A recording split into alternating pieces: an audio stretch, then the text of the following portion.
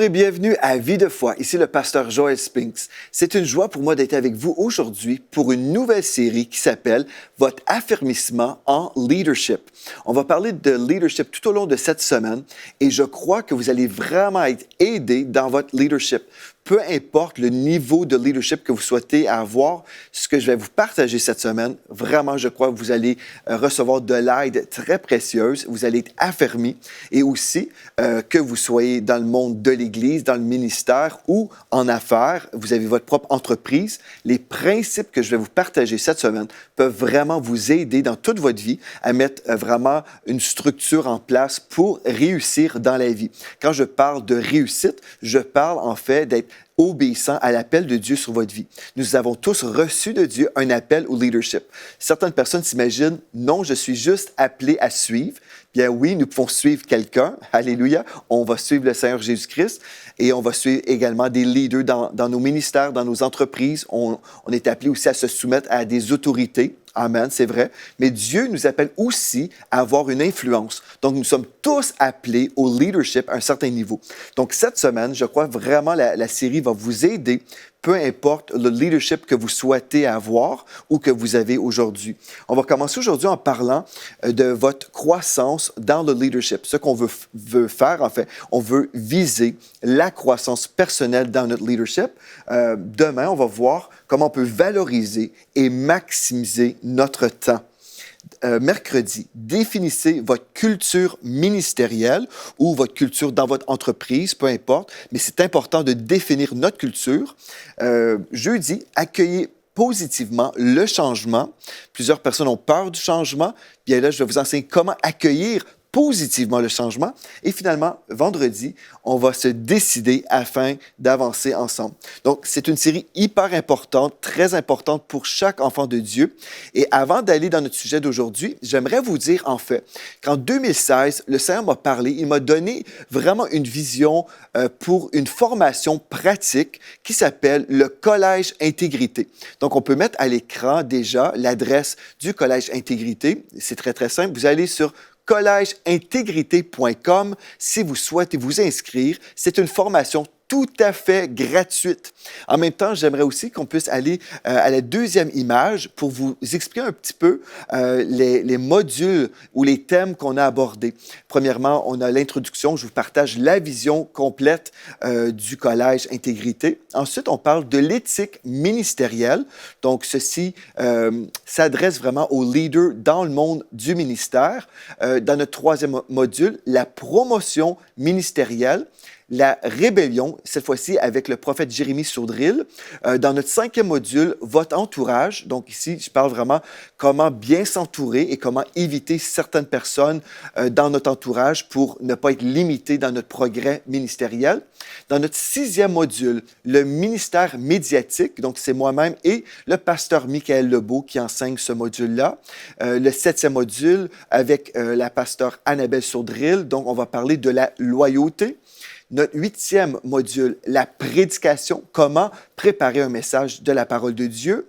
Ensuite, la relation d'aide dans l'onction pour notre neuvième module. Notre dixième module, la maturité spirituelle.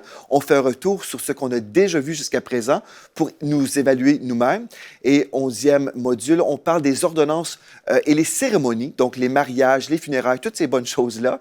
Et finalement, comment démarrer une église locale. Donc voilà, une formation tout à fait gratuite pour l'enfant de Dieu qui souhaite grandir dans son leadership ministériel.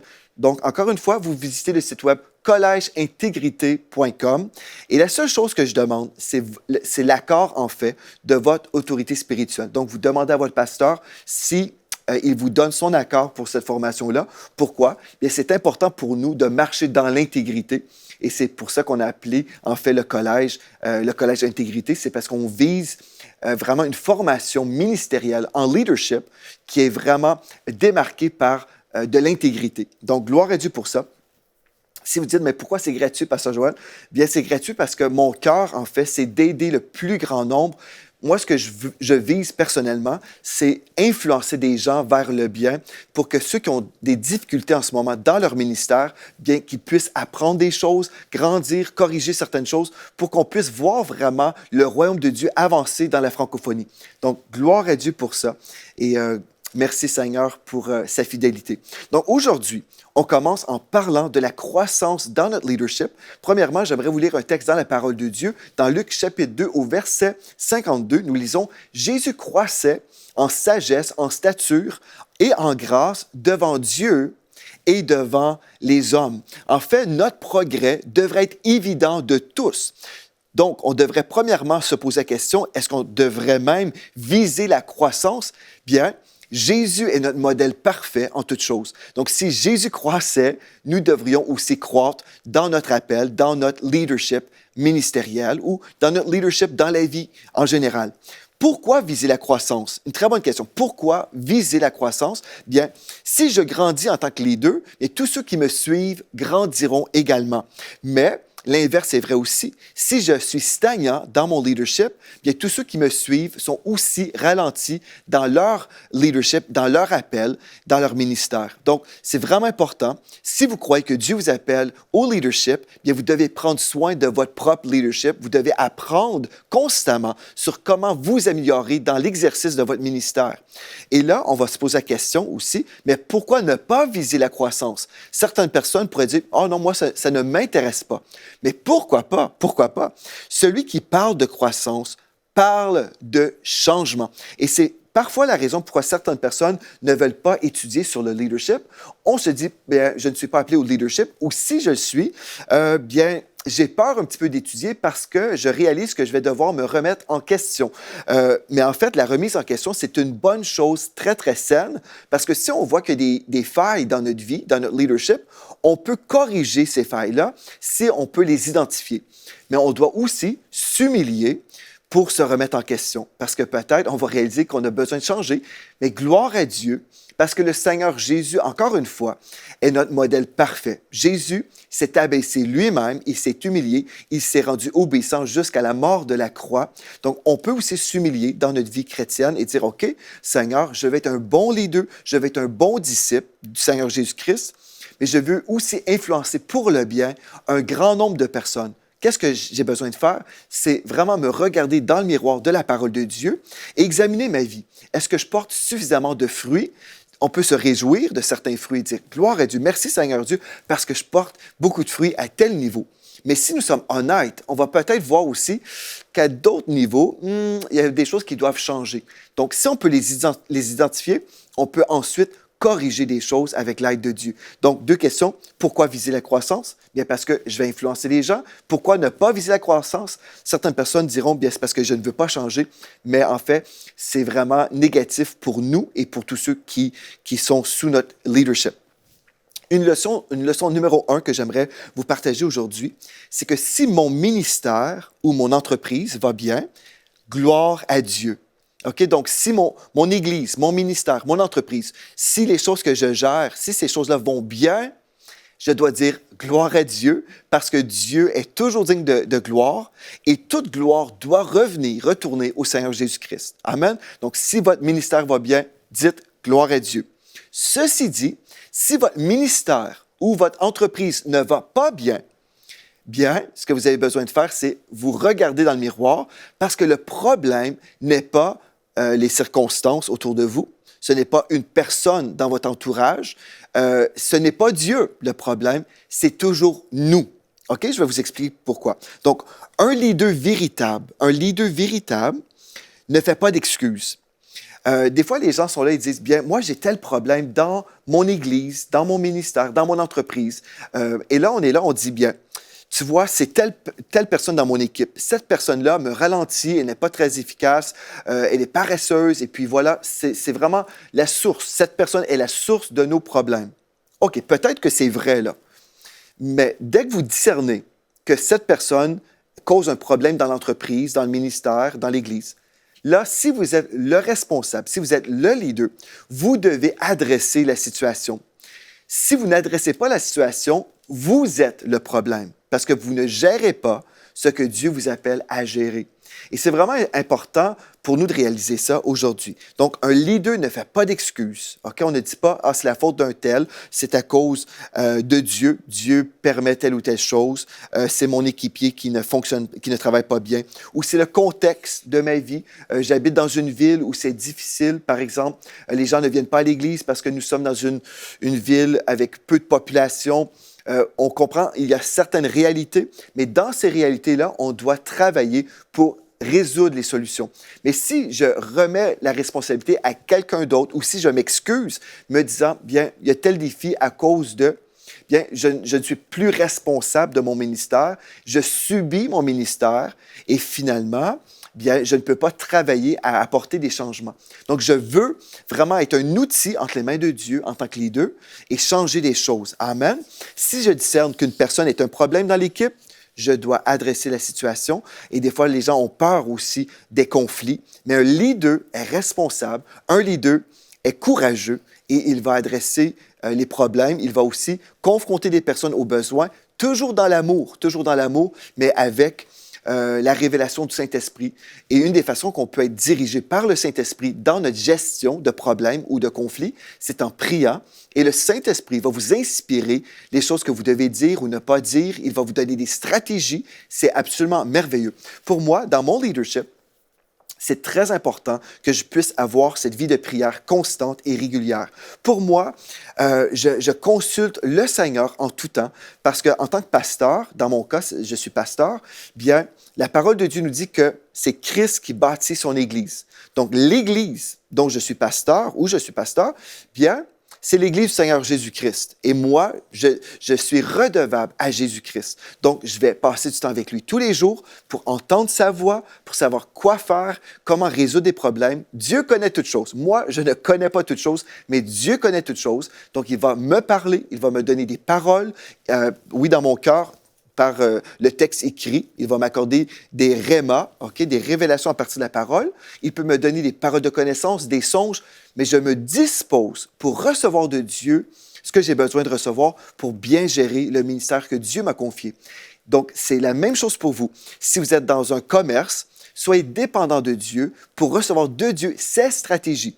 Si vous faites ça, peut-être le Saint-Esprit va vous dire, c'est le temps de commander certains produits pour le magasin, admettons. Et peut-être c'est le temps de cesser de commander tel ou tel produit. J'ai un ami à moi qui était propriétaire d'un commerce. Le Saint-Esprit lui avait dit, ne commande pas des bottes de cow-boy. Et c'était à l'époque où les bottes de cow-boy avaient été vraiment à la mode ici au Canada. Mais le Saint-Esprit lui a dit, non, cette année, ne renouvelle pas ton contrat avec tel fournisseur, c'est le temps d'arrêter. Mais puisqu'il était ami avec le fournisseur, il a renouvelé le contrat. Et puis finalement, cette année-là, bien, la mode avait changé drastiquement. Et puis finalement, il s'est retrouvé avec plein de bottes qu'il ne pouvait pas vendre. Il disait même qu'il ne pouvait pas les donner. Les gens ne voulaient plus de bottes de cow-boy à l'époque. Donc, il s'est retrouvé avec un problème économique. Pourquoi? Bien, c'est parce qu'en fait, il n'avait pas écouté la voix du Saint-Esprit. Donc, tout ce que je suis en train de vous dire au niveau du leadership, votre leadership, que ce soit dans l'Église ou à l'extérieur de l'Église, Dieu vous appelle à être dépendant de lui en tout temps. Amen. Gloire à Dieu pour ça. Donc, aujourd'hui, on va se poser la question, OK, si je ne fais rien concernant une situation non adressée, je deviens le problème parce que je ne fais rien. Je dois donc changer mon type de leadership si je suis un leader qui ne fait rien. Parfois, lorsque je vois des problèmes. Donc, on va s'examiner aujourd'hui. Quelle sorte de leader êtes-vous aujourd'hui? Quelle sorte de leader êtes-vous? Bien, le pasteur Greg Groeschel de l'Église Life Church a dit, en fait, qu'il avait retrouvé depuis son temps dans le ministère, il avait identifié, en fait, 6 types de leadership. Donc, je vais vous mentionner les 6 types et ensuite, on va discuter ensemble. Je vais vous partager, en fait, ce que j'ai compris moi-même dans mon ministère concernant les types de leaders qu'on peut retrouver dans le monde de l'Église et même dans les entreprises. Premièrement, un leader imprévisible. Deuxièmement, un leader dominateur. Troisièmement, un chef secret, ou en anglais, on pourrait dire secretive, qui voudrait dire hyper confidentiel ou trop confidentiel. 4e type, un leader passif. 5e, Un leader saint, c'est-à-dire un leader qui a un saint leadership. Ici, on ne parle pas de la sainteté, même si cela est vraiment important, mais on parle un leadership en santé, donc un saint leadership. Et sixièmement, un leader qui habilite. En anglais, empowering, ce qui veut dire on donne la puissance aux autres pour qu'ils puissent exercer leur ministère. Donc, vous allez peut-être vous identifier pendant cette étude. On va être ensemble, on va parler de plusieurs types de leaders. Peut-être vous allez vous identifier ou penser à quelqu'un. Vous allez dire, ah oui, c'est comme tel pasteur ou tel directeur que j'ai eu dans telle entreprise. Et ce que j'aimerais vous dire au départ, c'est que peu importe le type de leader que vous êtes aujourd'hui, vous pouvez changer. C'est la bonne nouvelle. Ne soyez pas résigné, ne pensez pas, ah, voilà, je suis un leader passif et puis c'est mon sort dans la vie. Non, peu importe ce que vous allez entendre aujourd'hui, vous pouvez changer dans le nom de Jésus parce que vous avez l'autorité de prendre des décisions aujourd'hui pour changer votre parcours, pour changer les choses que vous faites. Amen. Donc, vous n'êtes pas appelé à subir votre leadership, mais vous pouvez changer en prenant de bonnes décisions. Gloire à Dieu. Donc, tous peuvent changer. Même le patron que vous avez connu, que vous dites, ben, lui, c'est un dominateur, par exemple. Bien, lui aussi, il peut changer. Amen. Donc, chaque personne peut changer dans le nom de Jésus. Donc, premièrement, on va commencer en parlant du leader imprévisible. Un leader imprévisible, c'est quoi ça? Bien, en fait, on va parler des fruits. Des leaders imprévisibles produisent des disciples hésitants. OK, donc, vous êtes un leader imprévisible. Vous avez du mal à vous décider, mais quand vous vous décidez, bon, vous dites à toute votre équipe, voilà, nous allons faire telle chose. Mais là, vous allez dans une conférence, vous écoutez un prédicateur enseigner sur telle vision pour son Église, et là, vous dites, ah, moi aussi, je veux faire pareil. Donc là, vous arrivez, vous revenez chez vous, dans votre Église locale, et là, en tant que leader, vous dites, dorénavant, on va faire telle chose. Ou dans votre entreprise, vous allez dire, ah, dorénavant, nous allons faire telle chose. Et puis là, votre équipe vous suit. Mais là, vous changez d'idée parce que vous entendez quelqu'un d'autre raconter une autre histoire et présenter une autre vision. Donc là, vous changez encore.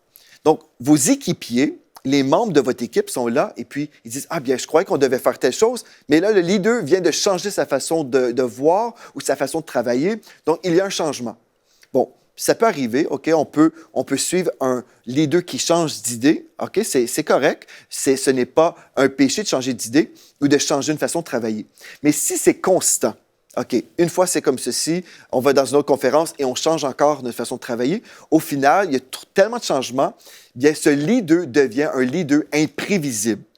On ne sait jamais ce qu'un leader imprévisible fera, car il est inconstant, il change constamment les choses. Ceux qui le suivent à ce moment-là sont dans la crainte et incertains. Et ce n'est pas le type de leadership que vous voulez être. Donc, vous allez dire, mais comment faire? Si c'est vous, là, aujourd'hui, comment faire pour ne pas être un leader imprévisible qui va produire des disciples hésitants, dans la crainte, ne sachant pas trop quoi faire? Ce que vous avez besoin de faire, c'est prier comme ceci. Seigneur, aide-moi à devenir un leader constant. Mais comment y arriver?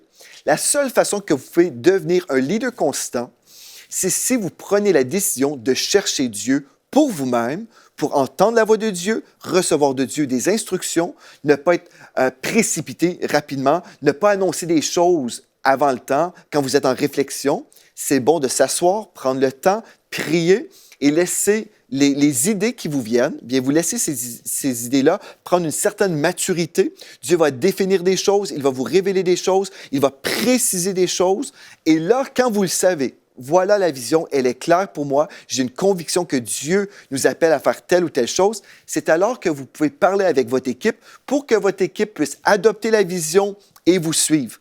Mais si vous êtes toujours incertain vous-même, vous changez toujours d'idée, vous êtes imprévisible, bien vous allez produire des disciples hésitants. Vous ne voulez pas faire ça. Dans Romains 8, 14, nous lisons « Tous ceux qui sont conduits par l'Esprit de Dieu sont dirigés par l'Esprit de Dieu. Le Saint-Esprit veut vous diriger dans votre entreprise, dans votre ministère. Il veut vous diriger, mais vous devez le consulter pour qu'il puisse vous diriger. » Amen. Et une de mes citations de moi-même, je peux vous dire, mais une parole que j'ai souvent répétée dans mon ministère, en fait, c'est que la clé de la constance, la clé de la victoire, c'est la constance. La clé de la victoire dans votre vie, c'est la constance. Évidemment, on parle d'une constance dans les bonnes choses, pas la constance dans les mauvaises. Amen, mais la constance dans notre consécration, dans notre recherche de la volonté de Dieu, dans l'exercice des choses que Dieu nous appelle à faire. Et en terminant pour ce premier type de leadership, dans Jacques chapitre 1 au verset 6, nous lisons « Celui qui doute est semblable au flot de la mer, agité par le vent et poussé de côté et d'autre, qu'un tel homme ne s'imagine pas qu'il recevra quelque chose du Seigneur. C'est un homme irrésolu, inconstant dans toutes ses voies. » Donc, la Bible nous dit très clairement qu'on doit être constant. On doit viser à devenir constant afin de recevoir de Dieu et afin de produire des fruits vraiment dignes de la gloire de Dieu. Amen. Donc, voilà le premier type de leader. Si vous êtes imprévisible, vous pouvez prendre la décision aujourd'hui. Je veux changer des choses. Et une des façons que vous allez changer ces choses-là, c'est justement dans la prière et dans la réflexion. Amen. Alléluia. Un deuxième type de leader, c'est le dominateur. Le dominateur. Bien, en fait, les leaders dominateurs produisent des disciples obéissants. Donc, on peut avoir quelqu'un qui domine sur les gens, d'accord? Donc, un dominateur intimide et menace les gens afin que ces gens le suivent. Donc, c'est toujours par intimidation, par des menaces, par un esprit de contrôle, si on veut. Bon, les gens seront obéissants, oui, ils vont obéir pendant un temps, ils vont même se conformer, mais ils ne seront pas engagés de cœur avec un leader dominateur. Parce que, en fait, personne ne veut vivre un tel contexte à long terme. Donc, c'est vraiment à court terme que ce type de leadership va fonctionner. Si vous êtes un dominateur, bien la chose à faire, si c'est vous, repentez-vous, parce que Dieu ne vous appelle pas à dominer votre prochain. Vous savez, Dieu n'est pas un dominateur avec nous. Il nous laisse notre libre arbitre. On peut prier, chercher sa face, recevoir sa direction, mais Dieu n'est pas là pour nous intimider, nous menacer. Il n'est pas là pour nous faire peur. Non, mais Dieu est amour. Et dans Romains 5,5, nous lisons, en fait, « L'espérance ne trompe point parce que l'amour de Dieu est répandu dans nos cœurs par le Saint-Esprit qui nous a été donné. » Donc, ce que je vais faire, si je suis un dominateur, un leader dominateur, ce que je vais faire, je vais prendre le temps d'écouter mon équipe. OK? Premièrement, je me suis repenti parce que j'étais dominateur. Et si je réalise en fait que j'ai fait beaucoup de dégâts dans mon équipe, ce serait très, très sage de prendre un temps avec tous les membres de votre équipe et demander pardon. Dites tout simplement, le Saint-Esprit m'a parlé. J'ai réalisé en fait que ma façon de diriger n'était pas selon le cœur de Dieu. Je vous demande de me pardonner. J'ai demandé au Seigneur de me pardonner et je veux changer. Je veux être un meilleur leader. Je sais que les gens vont respecter un leader qui est prêt à s'humilier. Vous allez dire, ah, ça va me coûter cher, ça va me coûter beaucoup d'orgueil. Bien évidemment, nous avons déjà suffisamment d'orgueil. On peut en dépenser, comme j'ai souvent dit. Donc, c'est mieux de se repentir auprès de Dieu, se repentir auprès des gens qu'on a blessés et ensuite prendre la décision, je vais changer mon style de leadership. Amen. Donc, quand vous êtes prêt à changer votre style de leadership, quand vous allez faire vos rencontres avec vos leaders, ce que vous allez faire, ou vos équipiers qui sont appelés à donner des leaders, posez beaucoup de questions et écoutez beaucoup. Quelqu'un qui fait juste parler, qui donne juste des consignes, des tâches à exécuter, bien vous allez créer des exécuteurs professionnels. Ils vont juste être dépendants de vous pour toujours faire selon votre direction, les choses que vous allez leur dire de faire. Mais à long terme, c'est vraiment néfaste pour votre organisation, votre ministère, votre entreprise. Ce que vous voulez, c'est poser des questions pour comprendre en fait le contexte du travail, le contexte de chaque personne. Il y a vraiment un contexte particulier. Par exemple, dans mon cas, je ne suis pas à l'école du dimanche, le dimanche matin. Pourquoi? Parce que je suis dans la grande assemblée, je vais prêcher. Donc, j'ai des personnes qui enseignent pendant que moi, j'enseigne. Ces moniteurs vivent un contexte particulier. Si je ne pose aucune question, si je ne m'intéresse pas à mes leaders, peut-être ils vivent des défis que je pourrais aider à résoudre, mais puisque je ne pose aucune question, j'ignore tout. Et puis, je ne peux pas aider. Mais peut-être je vais dominer sur eux et dire, ben c'est ceci qu'on va faire et cela qu'on va faire. Et puis, bref, Dieu nous appelle à se revoir, à revoir notre façon de travailler et changer. Donc, posez beaucoup de questions à vos équipiers et écoutez leurs réponses véritablement. Donc, c'est l'écoute active. Si je pose des questions, je vais m'ouvrir à comprendre leur contexte et je serai plus empathique, en fait. Et je chercherai à échanger sur les solutions potentielles. Alléluia. OK. Il y a un autre style de leadership qu'on appelle le chef secret, le chef secret, ou en anglais on dit secretive, donc le leader secretive, celui qui fait toujours des secrets ou hyper confidentiel. Il ne partage rien à personne. Les chefs secrets produisent des disciples qui sont sur leur garde. OK? Donc, tout le monde a peur, en fait, là, parce que tout le monde ignore ce qui se produit, ce qui se passe dans l'organisation. Je suis personnellement très discret. Pourquoi? Parce que je suis responsable à plusieurs niveaux, dans plusieurs ministères différents. Donc, je dois être discret. Amen. Ça, c'est une bonne chose, être discret, ne pas raconter l'histoire de tous et chacun à tout le monde. Donc, je dois être discret et je vais demeurer discret. Ceci dit, je désire révéler ce que je peux, quand je peux, à qui je peux, pour que les personnes concernées soient au courant des situations importantes. Parce que si mon équipe ignore tout, là, et c'est seulement le pasteur qui connaît toutes choses dans le ministère, bien, ses équipiers, mes partenaires dans l'œuvre de Dieu, bien, ils seront dans les ténèbres, dans la noirceur, et puis ils n'auront pas, en fait, la capacité de comprendre les raisons pourquoi je travaille, les raisons pour lesquelles je fais ce que je fais. Bon, dans une équipe, la transparence, la vulnérabilité et l'honnêteté sont essentielles, mais usons de sagesse, comme je vous ai dit. On ne dit pas tout à tout le monde. Une citation très intéressante de Simon Sinek, qui est un expert en leadership, il dit « Une équipe n'est pas un groupe de personnes qui travaillent ensemble, mais une équipe est un groupe de personnes qui se font confiance. » Donc, on veut établir la confiance dans l'équipe et les équipiers doivent faire confiance à leur leader. Amen. Comment est-ce qu'ils peuvent faire confiance à leur leader s'ils ne savent absolument rien? Donc, je vais partager les choses quand je peux partager certaines choses. Donc, encore une fois, je désire révéler ce que je peux, à qui je peux, quand je peux. Si je fais confiance à mes équipiers, ils me feront confiance en retour parce qu'ils vont découvrir mon cœur, ils vont découvrir pourquoi je fais ce que je fais. Donc, on ne veut pas être un leader vraiment hyper confidentiel quand ce n'est pas nécessaire. Si c'est vous, si vous dites, bien, moi, je suis ce leader aujourd'hui, bien, vous pouvez prier, Seigneur, aide-moi à faire confiance à mon équipe. Aide-moi aujourd'hui à pardonner aussi. Bien, en fait, c'est une décision. Je pardonne. Je prends plutôt la décision, Seigneur, je pardonne, mais aide-moi, Seigneur Dieu, à tourner la page sur mon manque de confiance. Peut-être vous avez été trahi dans le passé, vous avez du mal à faire confiance. Là, demandez au Seigneur, aide-moi à refaire confiance aujourd'hui.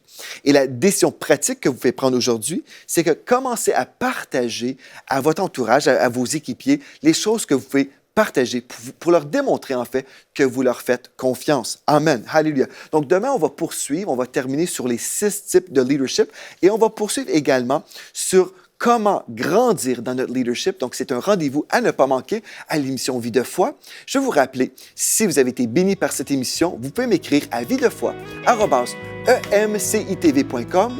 Donc, videfoi@emcitv.com. Et d'ici à demain, merci d'avoir été là et soyez richement bénis.